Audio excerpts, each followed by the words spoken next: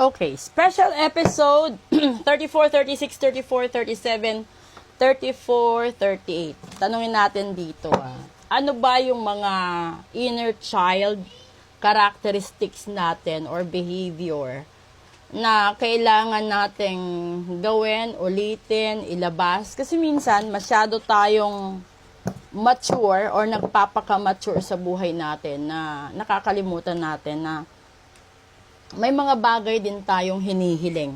May mga bagay din tayong hinihingi nung kabataan natin na dahil sa pinagdadaanan natin yung problema ngayon sa buhay, hindi na natin na-enjoy.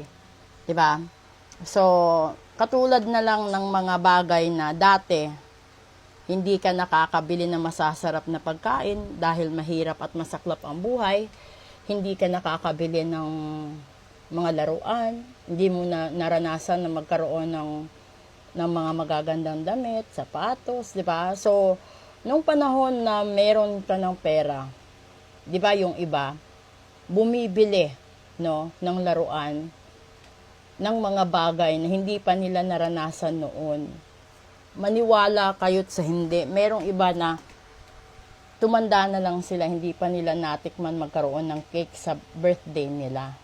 So, doon pa lang, maaalala mo na may mga tao na kahit matanda na sila at gusto din nilang maranasan, mabalikan yung panahon na hindi nila nagawa nung kabataan. Ngayon, alamin natin kung ano yung nandiyan sa inner child characteristics mo na kailangan mong pagtuunan ng pansin at balikan. Una, be decisive. Pangalawa, heart wisdom. Pangatlo, resilience, lagot. Okay. So, ito siguro yung mga ito yung mga isa sa pinaka common sa mga bata.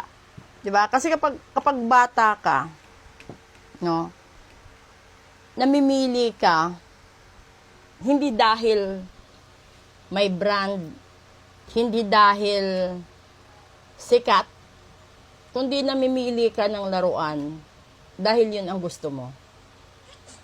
So ngayon, kung ikaw yung tipo ng tao na pinipili mo pakisamahan ng isang tao na hindi mo mahal dahil ang alam mo siya yung magbibigay ng luho at iiwanan mo ang taong totoong mahal mo at nagmamahal sa'yo, dun ka nagkakamali. Diba? Ito yon. Isa yon sa example ng pagiging decisive mo. Kailangan mong piliing mabuti yung tao o yung bagay o yung sitwasyon o trabaho na magbibigay sa'yo ng panghabang kasiyahan, kaligayahan, contentment, at respeto. Pangalawa, baraha, yung heart wisdom. So, ibig sabihin, kapag pumili ka o gumawa ka ng isang desisyon, siguraduhin mo na hindi mo pagsisisihan. Halimbawa,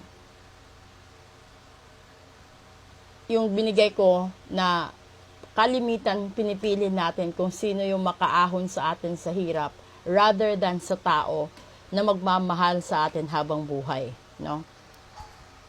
Ito yun conflict yun ng katotohanan. And then sinasabi dito kasi sa last part, you have to be resilient enough. So ibig sabihin, siguraduhin mo. Tignan mo yung binibit-bit niya. Kawali at saka yung pangsandok. Ibig sabihin nun, yung pipiliin mo, kung ito'y tao, siguraduhin mo na siya yung tao na ibibigay hindi lang buong buhay niya sa'yo, kundi buong puso din, at hindi ka magugutom. No? Kung ito naman ay trabaho, kahit maliit ang sahod, kung mabuti naman ang amo, suklian mo ng pasasalamat at kabutihan. Kasi hindi ka makakatagpo ng trabaho na laging may mabuti na amo. 'Di ba? So, kung mabuti ang amo mo, ando doon yung heart wisdom mo, yung katahimikan at kapayapaan ng puso mo, na magiging safe ka sa kanya. Lalong-lalo na overseas, mahirap pa naman, di ba? At higit sa lahat, kahit hindi naman kalakihan, basta ba kayang buhayan at pakainin ang mga pamilya mo, di okay na din. Kesa naman, mangarap ka ng todo-todo, no? Biglain mong abutin yung mga bagay na hindi pa dapat at hindi pa panahon hanggang sa bumagsak. At wala ka ng lilingunan, di ba? Wala nang lilingon sa'yo. Kaya, ito yung panahon na kapag pumili ka, ayusin mo. Maging totoo ka, hindi lang sa ibang tao. Maging totoo ka sa sarili mo. Kasi kung todo deny ka, todo takwil ka, todo kaplastikan, kasinungalingan, wala kang mahihitang kabutihan. Never at never mong makukuha ang miracles at saka infinite possibilities sa buhay mo. Kung ito naman ay tungkol sa usapin ng hatian ng mana, negosyo, yaman o kung ano-ano pa, pakatandaan mo, kapag yung mana na yan, na paghatian, wala nang susunod. Kasi pinaghati-hatian na. So, di ba, ayusin mo.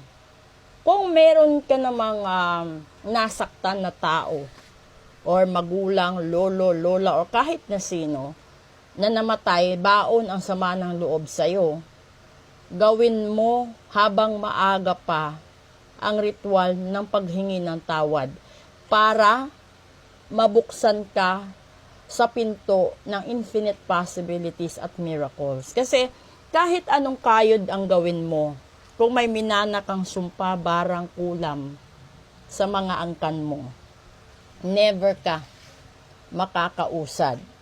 At madadamay pa yung taong magiging bahagi or kabiyak mo. So, di ba? Kawawa. Lalong-lalo na kung magkakaanak pa kayo, mas lalong kawawa. Kasi pati yung mga inosente, madadamay sa kamalasan na hindi mo alam kung saan nagmula. Ngayon, meron namang iba na bumili lang sila ng property, bumili sila ng sasakyan or kahit anong gamit. Pagpasok doon sa bahay nila or pagsimula sa business na yon or sa property na yon, sandamakmak na ang kamalasan na nangyayari. So, ibig sabihin, portion of that, dyan nang gagaling. Kasi, hindi mo alam kung yung property na yan, no, sumama or masama ang loob ng original na owner. Hindi mo alam kung paano ano yan, nabenta. Kasi yung iba, ay hindi naman lingid sa kaalaman, para lang talaga mapaghatian nila yung mana, pinapatay yung original, di ba? So, pag-aagawan, may mga ganong scenario. Sa property, sa gamit naman, sa mga damit, sa mga, kung ano-ano pa, ganun din. So, kung hindi mo sigurado kung kanino galing, no, yung mga gamit, damit, kung ano-ano pa, wag mo lang suotin. Kasi, malay mo kung may kaakibat na sumpayan, baka ninakaw yan, tapos binigay sa'yo. Or baka dati ninakaw yan, binenta sa isa, tapos binigay ng isa sa'yo, pasa-pasa. O, di ba may ganong kamalasan? So, dapat, tignan mo din yung mga ganyan na side. Wag lang puro pagsisipag, puro pagsisinop. Kasi kahit anong sipag gawin mo dyan, kung ang katapat mo ay ganito, mga vibrations, energies, na mga namatay, wala kang panama, wala kang kalusot-lusot. Kasi kapag yung mga tao na yon na nawala na sa mundong ibabaw, galit pa din, no? Wala talaga. Kasi meron, alam niyo yung mga kahit sa alahas, kaya narimata yung alahas dahil nangutang yung may-ari. Hindi mo alam kung gaano kahalaga sa may-ari yung alahas na yon. Pero dahil wala siyang pantubos, narimata. So kapag ikaw bumili ka ng narimata, hindi mo alam kung gaano kabigat yung energy na nandiyan at maipapasa sa'yo, di ba? Ganun lang kasimple yon, pero mabigat. Okay? proceed tayo sa next episode.